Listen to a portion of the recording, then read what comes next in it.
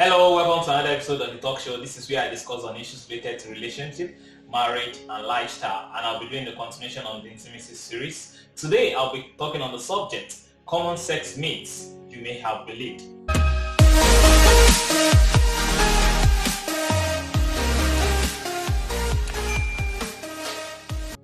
The first myth is sex is dirty, impure, and sinful.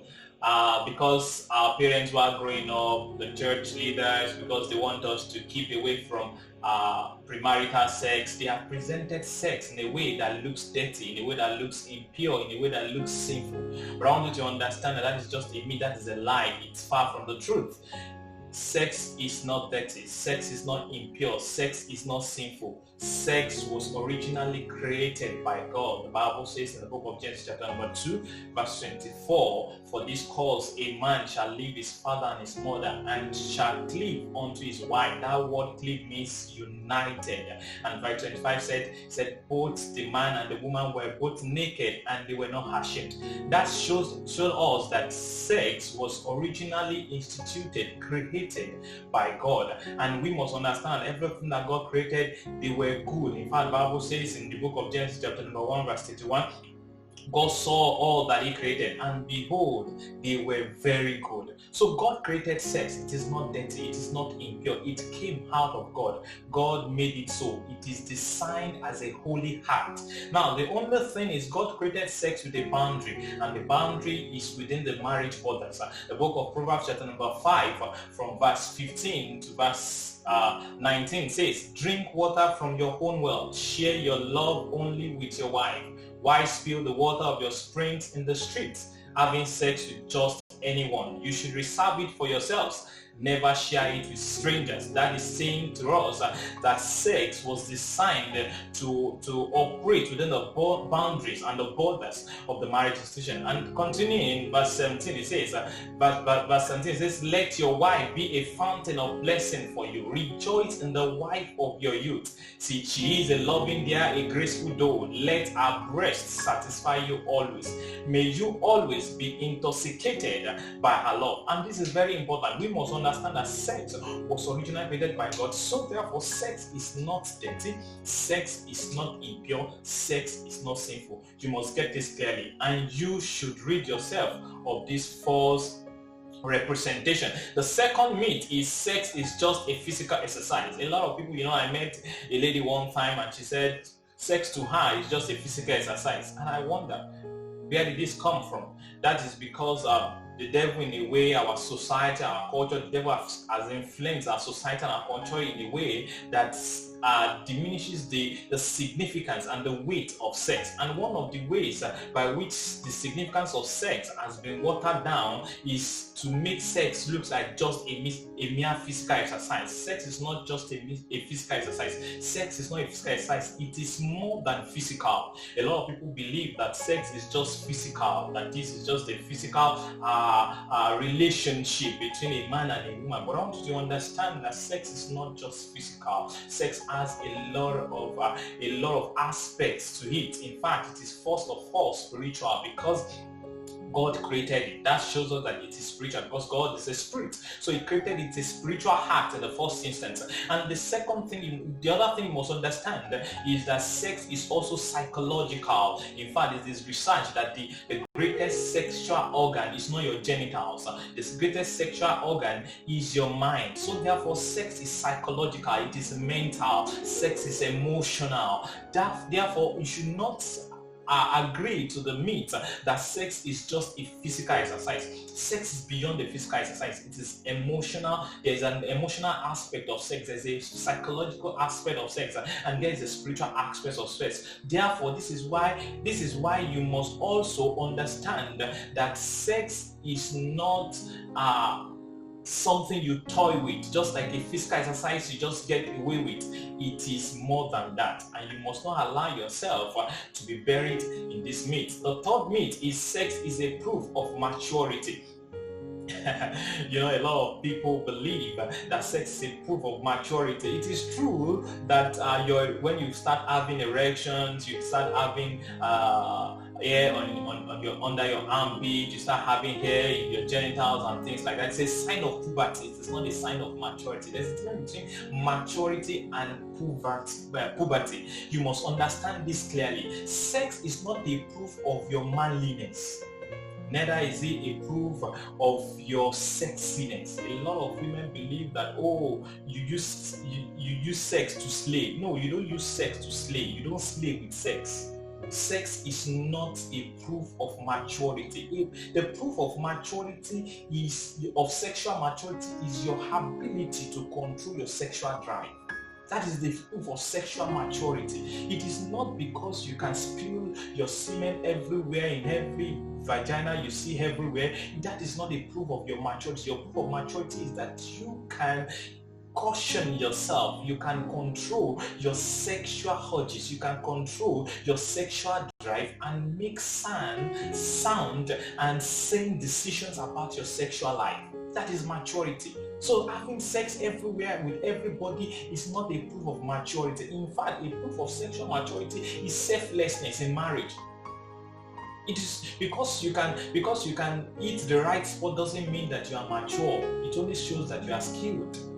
And skillfulness is not the same thing as maturity. You must understand this clearly, because you can drive your sexuality to a high extent and you can stay longer doesn't mean that you are mature. Maturity, sexual maturity is selflessness. That is your ability to be selfless in the sexual act with your spouse. That is sexual maturity. A lot of time, because of our society and our culture has been degraded to a large extent, that nowadays even virgins are shy to come out and say they are virgins, because virginity has been made to be synonymous to low self-esteem. So they believe that you have not grown up when you have not started having sex. They believe that you have not man up when you have not started having sex. No, that is a lie. That is not true. That is a myth. That is not true. That is far from the truth. You must understand this clearly, that sex is not a proof of maturity. In fact, a proof of maturity is that you can keep yourself. You can keep yourself within the borders of marriage, where God designed sex to flourish and to thrive. The fourth myth that you may have believed is that you must pray before and after having sex with your spouse. This is funny, really. Some people believe, especially Christian sisters or brothers, they believe that you must pray before and after sex with your spouse. But I want to tell you that this is just a myth. There's no place in the scripture that says that we must pray before sex or pray after having sex. Now, you must get this clearly. If that is what you believe, that is what you want to practice, I have nothing against it. But I want you to understand that it is not a norm.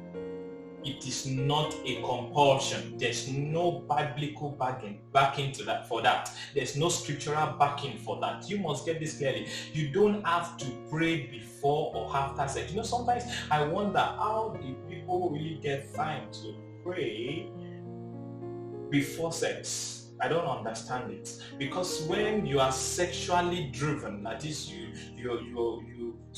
sex is most times as a subconscious thing. The drive just comes and you are in the heart. I don't understand how you get time to pray. And if really you get time to pray, I don't understand how that time to pray will not affect the drive that you are coming with. Now, like I said earlier, I don't have anything against that. But I want you to understand that it's not a norm, it's not a principle, it's not a procedure that you must pray before and after sex with your spouse. Sex is, in fact, prayer is fellowship. And you must understand that sex in the marriage situation is also fellowship. It's a communion between the husband and the wife. It's a fellowship. It's an expression of their love. It's a physical expression of their love. It's a spiritual expression of their love. It's a psychological expression of their love. It's an emotional expression of their love. So you must get this clearly. It is not a norm. It is only a myth. Don't believe it that you must pray before and after sex. You must get this clearly. Now, the fifth myth that you may have believed is sex is not ideal during pregnancy. You know, a lot of people believe that sex is not ideal for pregnancy, and I understand a lot of people have a lot of fears, and these fears are not really valid, really. Some of the fears that people have is, when we are having sex and my wife is pregnant, the baby in the womb will not be aware of what we are doing. My dear, the baby is not seeing you. The baby is not even getting what you are doing. The best baby could be feeling is a rhythmic movement. Perhaps the way you are having the sex, and he or she is just moving inside the protective sac that he or she is. So it's the best the baby could be feeling, or the best expression or the best feeling that the baby could be having is probably he or she is feeling that he or she is swimming because of the rhythmic expression that you are having during the sexual act. So there's nothing that stops you from having sex during pregnancy. If your wife is pregnant, don't deprive her of sex. If you are pregnant, don't deprive your husband of sex. Another fear that people have is that, my penis will not be touching the head of the baby. Your penis doesn't even get near to the baby. The baby is in a protective sac. He or she is well protected. You cannot touch, your penis cannot touch him there. I understand that there may be health advices and medical advices that you should abstain from sex for some time, maybe due to health issues. That is clearly known. But don't believe that if there's nothing like that, there's no medical restrictions, sex is ideal during pregnancy. You must not believe the myth that sex is not ideal during pregnancy. The sixth sex myth you may have believed is that women don't like sex, or that decent women don't ask their husband for sex, except if you believe that women don't like good things. That is when you believe that women don't like sex, because sex is a good thing. God created it. He created it for us to enjoy in the marriage experience. So sex is a good thing. In fact, no research has proven that men like sex more than women, or that women don't like sex as men do. You must understand it. It's just that our society and most culture has painted the picture that women should not express their sexual needs, unlike the liberality and the and the freedom that men has been given to express their sexual needs and sexual urges anywhere they like or anytime they like, without a feeling of discrimination or segregation. Women have not been given that freedom to do the same. And this has affected the mindset of most women, and the belief that, a decent woman should not ask her husband for sex. You should just be ready anytime he wants it. No, that is not so. That is not supposed to be. That is just a myth. You should not believe that. You should have the confidence to ask your husband for sex. If you need it, ask your husband for what you need. Express your sexual needs to him. In fact, it is not a proof of decency that you don't ask your husband for sex. That is not a proof that you are decent. You are not more decent than the wife that is asking her husband for sex. It only shows that you lack the confidence, you are shy, you lack the knowledge or the sound knowledge of how marriage is designed to work sexually. And this will deprive you of many advantages that initiating sex with your husband will have given to you. One of the advantages is that it will create an atmosphere where your husband will be more appreciative of you, because men love it when their wives take initiative to initiate sex. It shows that they are not the only one trying to chase their wives. It shows their wives too, they desire them. Another advantage is that you get the opportunity to meet your sexual needs without waiting on your husband's leading. You get to take it to your husband. You get to express it to your husband. You get to meet your sexual needs without waiting for your husband to initiate the sex.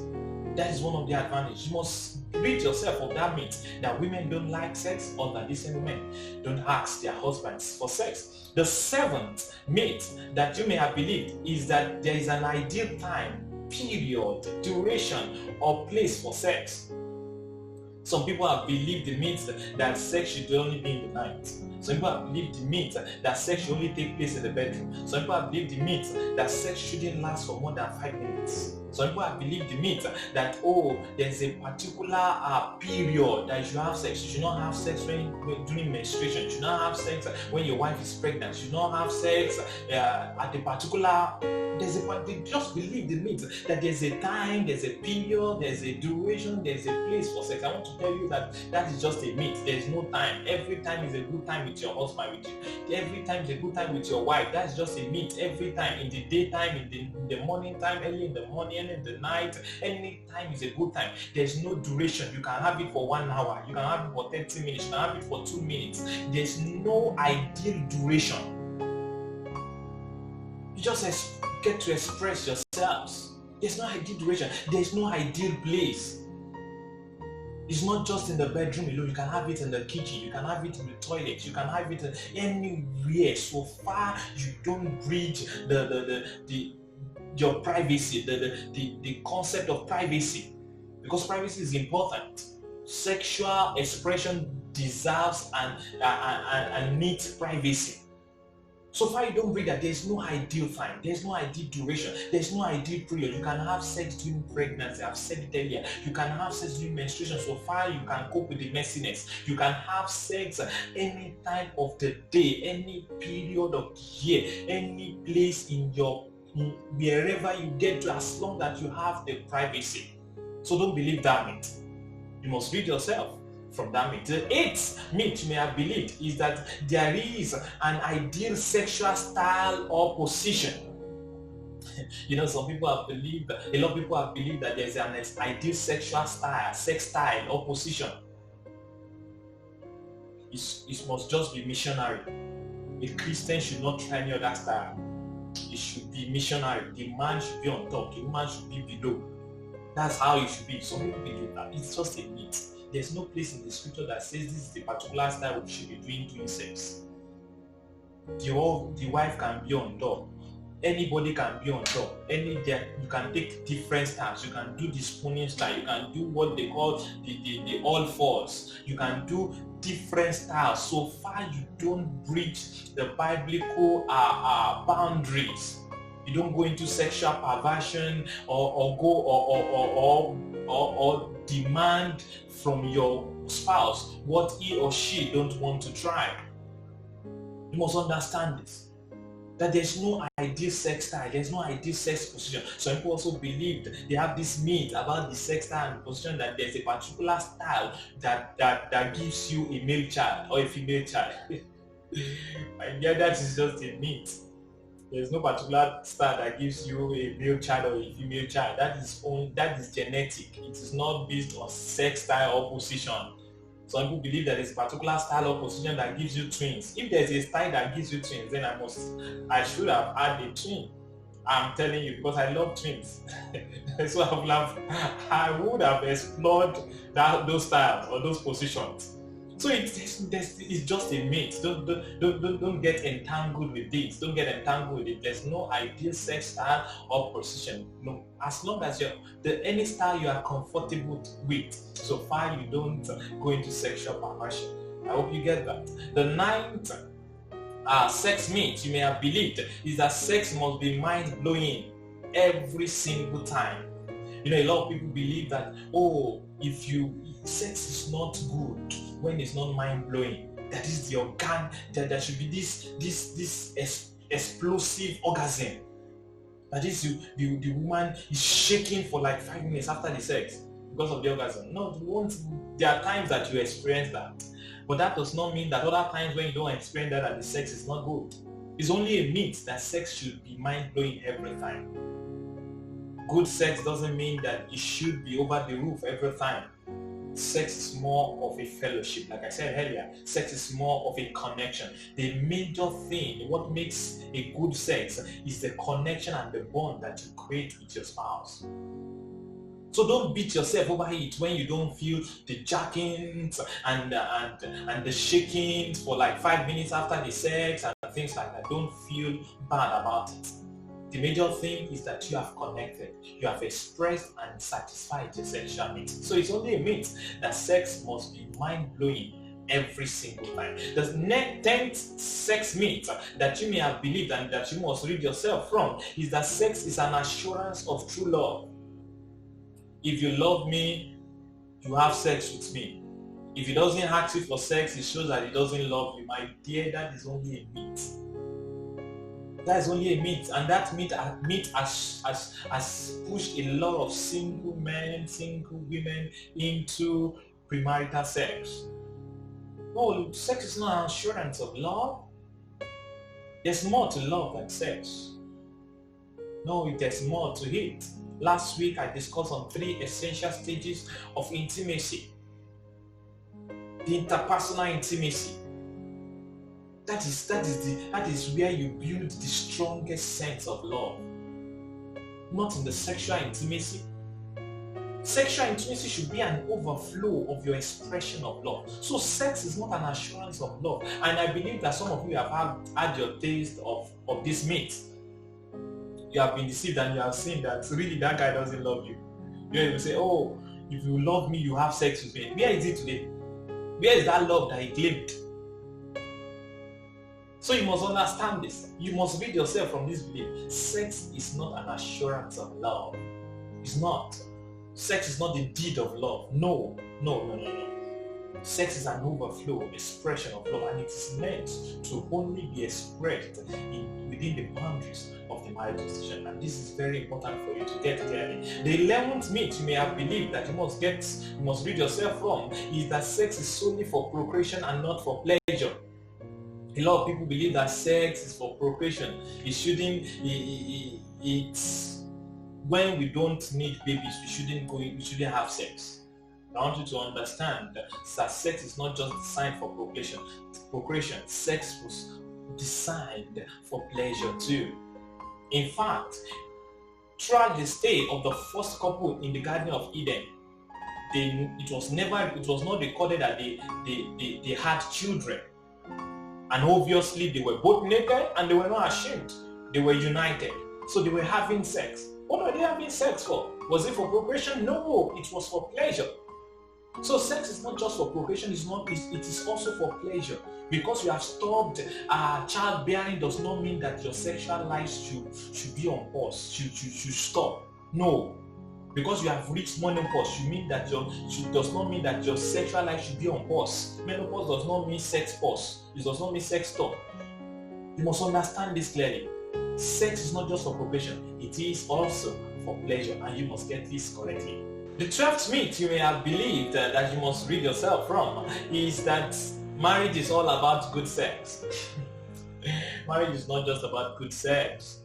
Marriage is not about good sex. If it's about good sex, then porn stars should have the best marriages. It's not just about good sex. Marriage is more than sex. Marriage has a lot of aspects to it. Marriage is about connection, being able to work together on the journey of destiny fulfillment. Marriage is not just about good sex. Good sex is important in marriage. You must have a good sexual life in marriage, but it's not just enough. It's not just enough to sustain a marriage. Good sex is not just enough to sustain a marriage. There are women that have given their husbands every sex style you can think of, every sex position you can think of. They have tried it. Both their couples have tried that. They give it front, back, and center, anything you can think of. But yet, their marriage is a chaos. So marriage is not all about good sex. Rid yourself from that. It's only a myth that, all you need to enjoy good marriage, to have a successful marriage is good sex. No, that is not all you need. Marriage is not all about good sex. Marriage is more than good sex. You must get this clearly and you must get this correctly. The 13th sex myth you may have believed is that sex is sweetest after physical abuse. Now, this is one of the strange occurrences in our generation. You know, there's this wave of information that after your man has physically abused you and then you reconcile with sex, that sex is always good, it's always mind-blowing. My dear, that is bondage. You are suffering from insecurity, you are suffering from low self-esteem. There's nothing far from the truth than that. Sex is not good, it's not great, it's not mind-blowing after physical abuse. Physical abuse is not an expression of love. And sex, like I said earlier, is designed to be an overflow expression of love. So don't believe that. Don't allow anybody to put that in your head, that your man should be able to beat you, that your man should beat you. When he has physically abused you, then he should reconcile. You should reconcile with sex, and that sex will be great. That is how you achieve great sex with your man. No, that is wrong. Those are women that have been in bondage. Those are women that have been perverted in their minds. And if you are in that case, if you are in that shoe, please rid yourself from that mindset. Get out of that abusive relationship. Get out of it. Rid yourself from that mindset.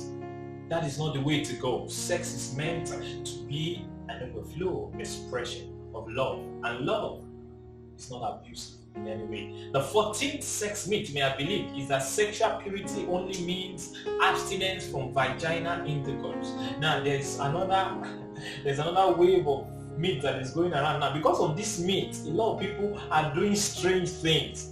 Believe that sexual purity is when you abstain from vaginal intercourse, and a lot of people have been abstaining, especially single brothers and sisters. They have been abstaining from vaginal intercourse, and they claim to be virgins. No, sexual purity is beyond that. Sexual purity means you are pure in spirit, soul, and body. In fact, Jesus Christ speaking, he said, if you look at a woman lustfully in your heart, you have committed fornication, adultery with her already. That is saying that if you can be sexually impure by the way you think, by your thoughts towards the opposite sex. So sexual purity is not just about vaginal intercourse. No, it's not just that. It's not just by abstaining from vaginal intercourse. There are some women, there are some ladies that they won't allow vaginal intercourse, but they can allow anal sex. They can allow oral sex. They can allow every form of other aspect of sex apart from vaginal intercourse. I used to believe this too.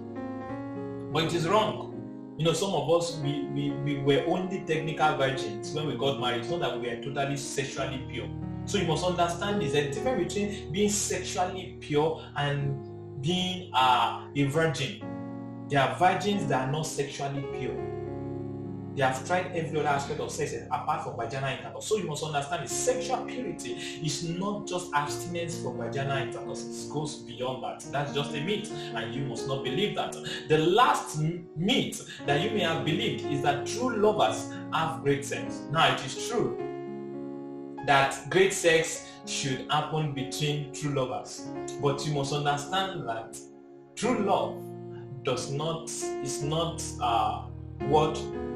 just enough to produce great sex. True love is not enough. Great sex requires sound knowledge and skill about the sexual act, and that's why you must get the right knowledge. That's why you must expose yourself to the right knowledge, and that's why I've been teaching about intimacy, to expose you to the right knowledge on intimacy, on sexual intimacy and other aspects of intimacy. So because you are true lovers, because you love yourself so much, doesn't mean that you will enjoy great sex. You can only enjoy great sex when you love yourselves with the right connection and you get the right knowledge about sex. Get the right skill about sex. A lot of Christian brothers especially, they believe this. I used to believe this too. Believe that, it will just happen. We just need the love and things like that. But I've seen couples that really love themselves and their sexual life, it's terrible. It's terrible. It's terrible. Their sexual life is nothing to write home about. It's not they don't love them. They really love themselves. But they lack the knowledge and the skill to make their sexual life great. So you must understand it's only a myth that true lovers have great sex. I hope that you have been able to get one or two things from this teaching today, and I believe that as you read yourself from this myth, you'll be able to enjoy more sexual fulfillment and have a sound and holistic life in your relationship and in your marriage. Till I come your way next week, stay safe, God bless you, and bye for now.